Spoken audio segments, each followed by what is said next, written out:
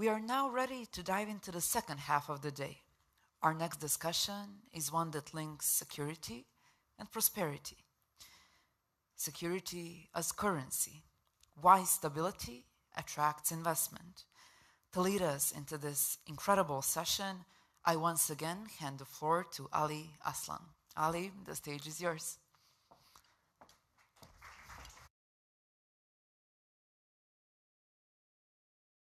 Thank you. Always getting a good workout in, trying to get to the center of the stage. Ladies and gentlemen, very much looking forward to a very timely and interesting discussion with none other than the founder of MR Noon and Eagles Hills. He's also the creator of Dubai Mall and a visionary behind numerous landmark projects worldwide. Please welcome Mohamed Alabbar.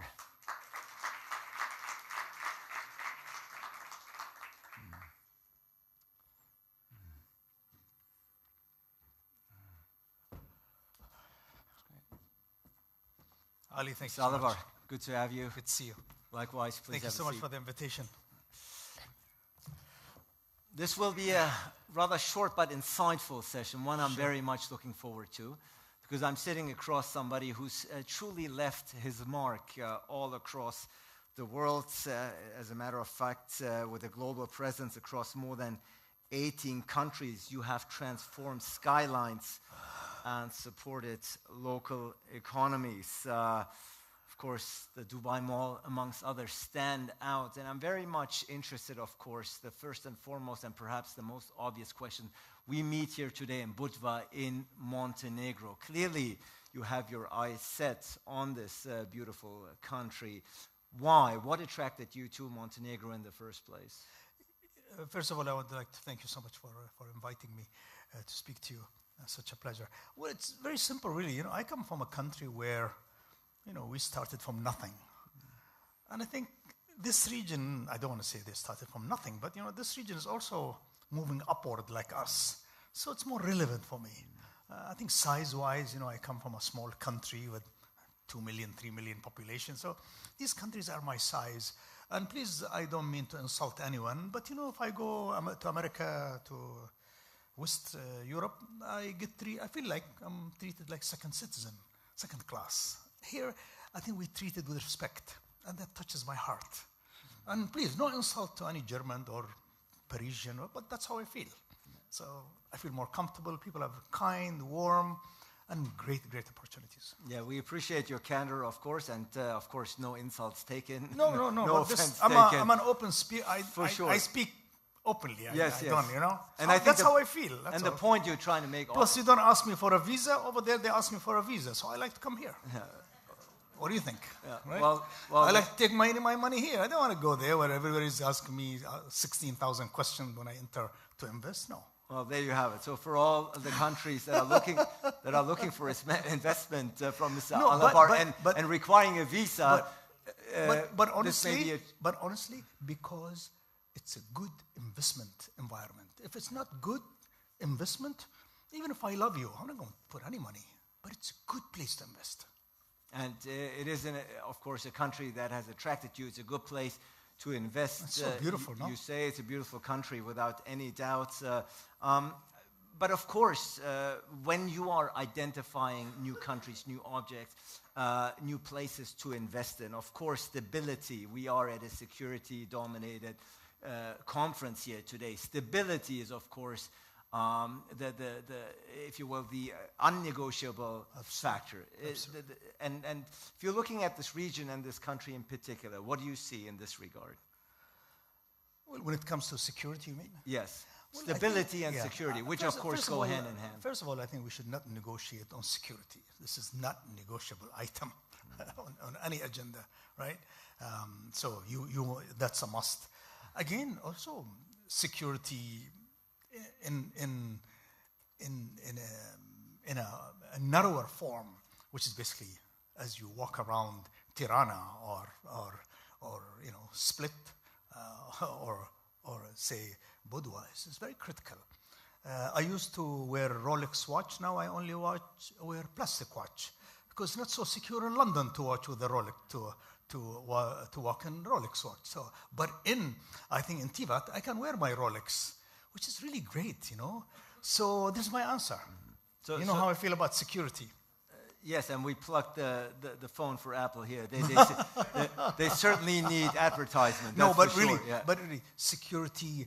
I mean, even 6 years ago, I used walk around Tirana, walk around, Tivat, Budwa. It's so secure, so comfortable. And again, it's the type of people we deal with here.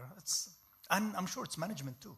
Yeah, and certainly the stability, you made it clear, is the foundation then, obviously, of prosperity. Yeah. And you said you've been to this region before many times, even during earlier times, when it was in many ways an undiscovered, a hidden gem. True. It's changing, though. Yes. And it's changing, and I mean, that's really my argument is that, see, I come also from a place, if I can share the first slide with you. See, I come from a very interesting place where I'm not a typical investor. I mean, if the slide is on, I come from a place that there's no oil, there's no water. There's a lot of heat, a lot of sand. I mean, as I remind everybody, that my mom and dad, they don't read or write. So no education even. So I associate, and I don't forget that. I don't want to say that these people in this region are like that, but that's where I come from. But on top of all this, which reverse the whole concept of security, we live in one of the most unstable places on earth. We are the cause of the survival of CNN and BBC. Yes. People love to listen, and they always listen to bad news. We are the source of dangerous bad news. Afghanistan, Iran, Yemen, Baghdad, Syria, Israel, Gaza, pick which one you want. It's come from our neighborhood. It reversed the whole concept. But then on top of that, with dedicated, honest leadership and willing society, and for a long, long time, you have to do this for 40 years to beat the odds. I don't want to talk about wealth, but for the wealthy people in the world to select spot number 1 globally, to come to a country from the US, from Mexico, from France, from Milan, you name it, from India. Actually, we don't have enough space for them anymore. That's why property prices are going through the roof. But these people, by the way, they are so careful with their money. They will never consider you. They don't care about you. They care about, is it secure? Is it transparent? Is education for my kids is good? Is the streets, cities clean? Crime, no. Rule of law, transparency, and my money is safe. Otherwise, I have billions. I don't care. I love you. I don't love you. That doesn't matter. So what I'm trying to say is that sometimes you can actually go against the odd by strong leadership, dedicated, long term. Again, maybe you do 100 things right, but you will do a few things wrong. It's okay. But I really believe the other thing, Ali, that we need to stress on, and what I want to share with you, is that security absolutely is a must. But there is another security that's much more important. I really believe that the true future is that it is not the US military strength. I think if society do not have great economic progress,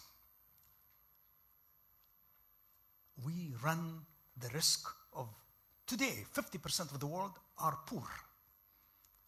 We have to worry about the uprising of the poor. which means economic evolution and economic development, Ali, is a must. Because no matter how powerful we are, army, and we can never use the army against our own people. Look what's recently is happening in places like Nepal and other cities where a lot of people are uprising because of health services, infrastructure. The army cannot use the army against the public. Therefore, I really believe that the real danger is that if we do not participate in true moving forward economic progress to uplift society from what they are, and that's something very close to my heart. I started my business.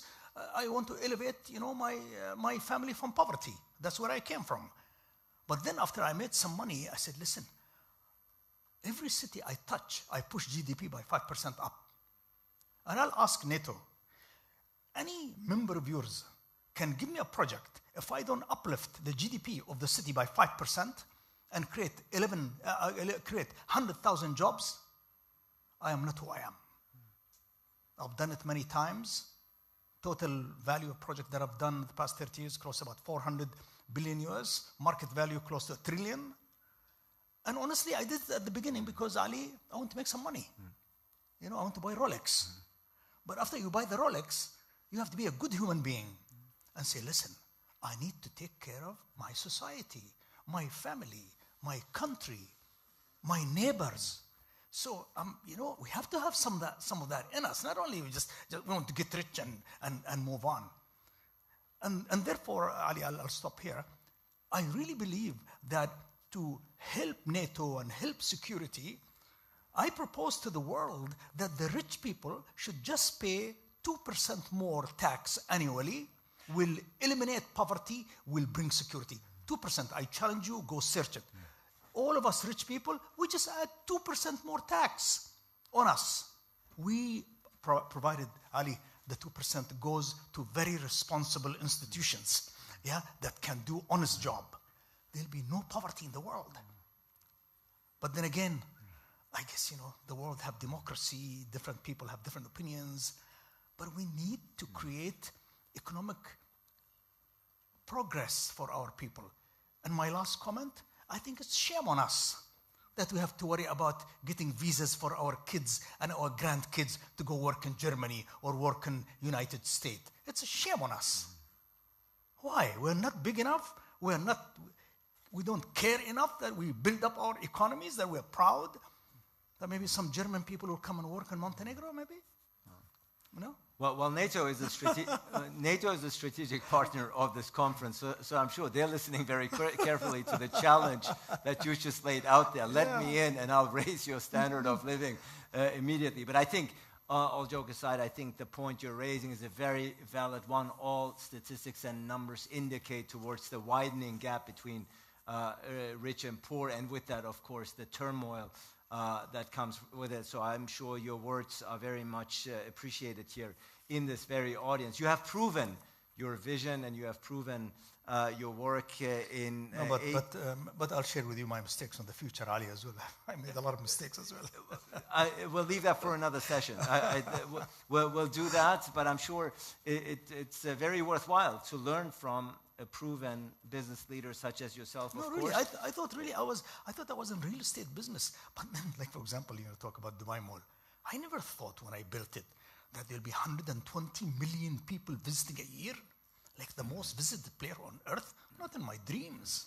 But that's economic progress. There are 40,000 people working there. There are 1,800 companies creating jobs, doing business, paying taxes, paying VAT, creating tourism. Whoa, I never imagined that. But it was really built from the heart.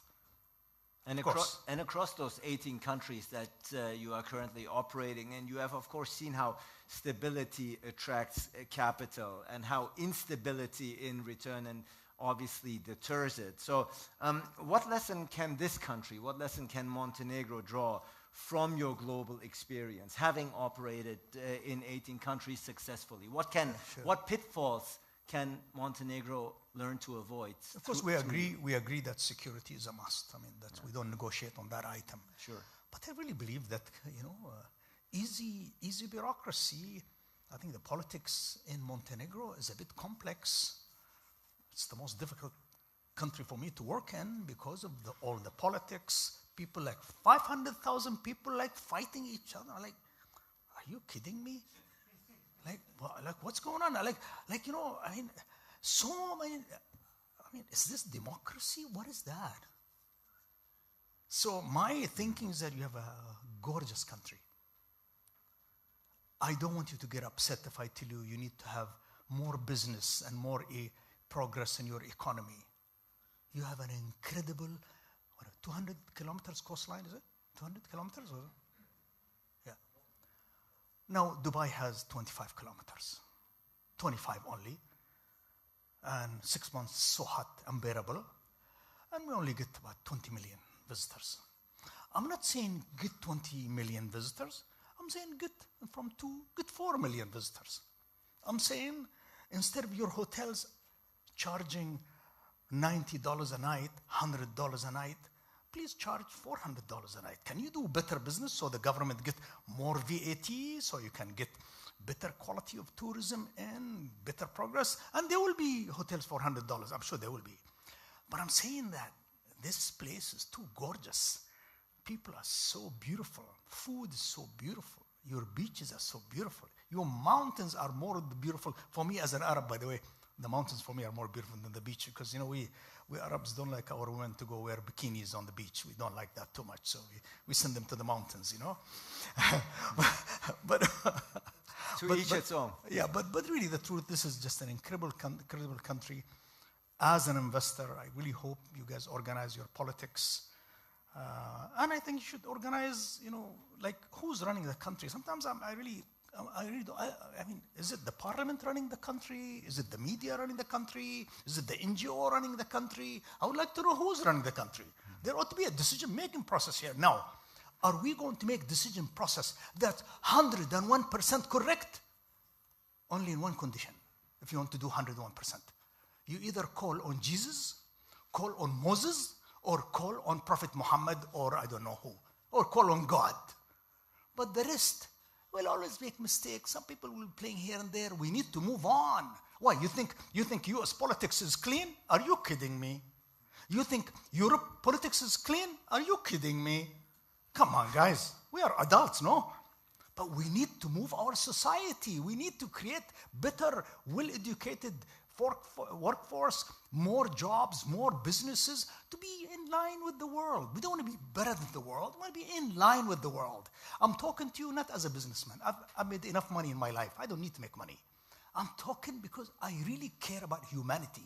I care that 50% of the population are poor in the world. I care that the revolution will come because the rich is getting richer and the poor are suffering. Who cares? Every politician cares about election. Election, that's the only thing they talk to you about. This makes me sick, honestly. What about the people? What about the students? What about my grandkids? Why, I do visa for them to go work abroad? Shame on us. Well, in the chair that you're sitting in, about a couple of hours ago, sat the president of Montenegro. And he spoke so passionately that I proposed to him to run for UN Secretary General. After having listened to you now, I may have to reverse my decision. A man who is selflessly working only to lift humanity. No, because you see, Ali, I come from there. Yes. I came from poverty. I go to my mom's neighborhood. I see my mother. You know, by the way, my mother only 10 years ago, she started reading. She learned reading, you know. So I live there every day. And, you know, even though I make the money, I buy the Rolex, we need to know where we come from. So please, of course, politics is more complicated. I'm not a politician. I'm just a decent person with a lot of mistakes. Trying if I can help 10 people, 100 people, 1,000 people, I honestly will do it. If my profit goes lower, no problem. I've made enough money. Lower profit is okay with me. But you have to make profit. Because without profit, the bank will pull the trigger on me. Sure. Absolutely. We can't defy the logics of basic economics. But do think about the UN Secretary General job. I think it might suit you. I like living in New York. It's fun. In New York? Yeah, New York is always fun, for sure. But will they pay for my apartment or I have to pay? I think with your budget, you don't have to worry about that. I think you're fine either way. You probably have some buildings in New York. Thank you, Ali. Before we wrap up, of course, when it comes to buildings, developments, you know better than anyone, there's always an element of sustainability, of environmental concerns, not just here, all across the countries, all across the world. In this country, as you say, untouched nature, and some people might be concerned that if a giant like you comes in, that it might take away a little bit of that untouched nature. How do you counter those concerns? You see, we started our business, say, 28 years ago. And the good news is that we learned the right way. Because, you know, if you go to the coastline of France, coastline of all these developed countries, they've done all their development without the rules that apply nowadays. Thank God the rules have changed nowadays. So the good thing is also that globally also, all municipalities, they've become really careful about sustainability, the environment, all of it. So it's really embodied in how we do business. Plus, even if you don't behave well as a developer, the rules don't allow you anymore. Because you cannot just take land and do whatever you want. There are percentage of open space, number of trees per person. By the way, everything we do, especially when it comes to, for example, number of trees, we are double the EU. Why? Because we also care about our name, Ali. When you come and live with us, okay, we made a few dollars, but we want to be proud of our name. So automatically, you have to respect the environment. You have to respect, your customer. You have to, we are going to leave this place for our kids and our grandkids. So for us, environmental issues, sustainability is not negotiable. And I always tell my developer friends, I said, guys, we're all making money. Why don't we do it right? There's enough money to be made. Why don't we do it right? And by the way, when you do it right, guess what happens? You make more money. It's crazy. So it's a must. Yeah, it's a must, and I think it's also in line with the UAE's vision itself of becoming a much more sustainable on hub. UAE, just want to tell you, Ali, you're right. One of the things I really want to tell you that how much I learned from my country. That, for example, it's crazy, like 40 countries had planes full of medical supplies from UAE during COVID. There was no reason. There was no UN decision. It's just the goodness of a country. It's a culture like that, including Montenegro, by the way. That reflects on me that I have to learn from. We're very tribal people. I have to learn that I need to be good. When the recent fire in Montenegro, there was no reason for some country in UAE out there to send its planes to help with helping with the fire that's in the forest in here and in Albania. But this is the culture where I come from. Yeah. There's no rule. There's no government regulation. It is, we're human beings. Earth is very small. We need to take care of Earth. We need to take care of each other. We need to forgive each other if we can. And I think that's a very, very beautiful message and lesson to end on. Mohamed Alabbar, I think I speak for everyone here in the audience when I say we could have listened to you for hours. Oh, you're so kind. You're so kind. And my mother would be very proud to hear that. No, for sure. Please send her our regards. Thanks. And for sure, one of these days, we'll do a second session where you will tell us... But that lady is bothering us. She's No. stay on time. She's fascinated. No, she's fascinated. Please, Ali, thank you also. You are very special. No, Ali. Thank you. I appreciate it very so much. Mohamed Alabbar, ladies and gentlemen. Much Thanks appreciated. Thank you so much. Thank you so much. Yeah. Thank you.